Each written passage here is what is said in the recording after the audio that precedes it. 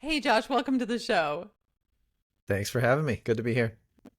We're so glad to have you and to talk about this really wonky topic called company culture. And I feel like it's always been a thing. After COVID, it seems like it's become like nailing jello to a wall type of thing. Everyone has an opinion. Can you create it remotely? Can you not create it remotely? There's so many thoughts, and not just thoughts, but really strong feelings around it.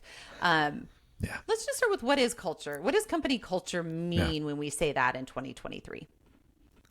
Yeah, absolutely.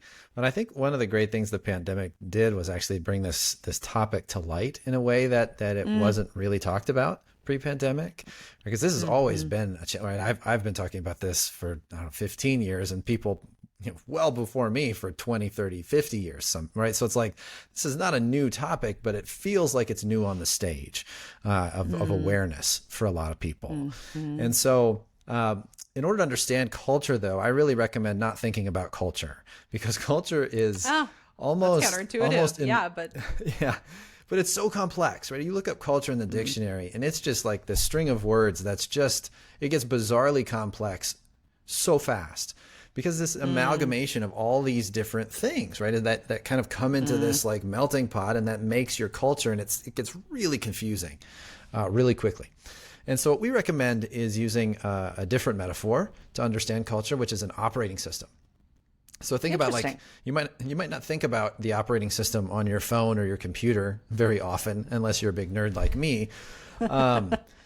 Yeah. But that operating system, right, whether it's on your phone or your computer or whatever, like that operating system is controlling everything on the device, right? What can be installed, what can run, what can work, what doesn't work, how things work. Everything is controlled by the Interesting. operating system. And that's actually what culture is. It's the operating system of your business. And so when you start to understand culture as an operating system, it becomes more tangible, right? It's like, oh, I can kind of like understand it a little better. And it becomes, it becomes a lot less complex, right? Because Yeah, this it doesn't feel operating like system jello is to the wall.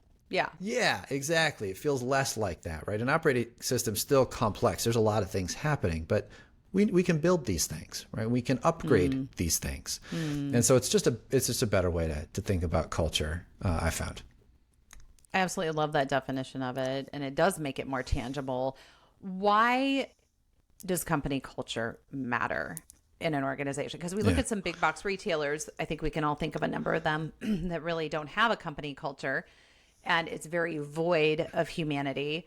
And then you can also probably think of like Starbucks, and you go in and there's going to be a green apron and you're going to get a hello, welcome to Starbucks. Yeah. And it doesn't matter how many 15 items you have on your drink order, it's met with a smile. Like, why does company culture matter? Yeah. Yeah, and I would offer a small kind of adjustment there, which is that all companies have a Please culture. Now, do. some cultures might not be Uh, good, right? To your point, I think is what you meant is like a good that's very culture, fair. right? But they all do. All companies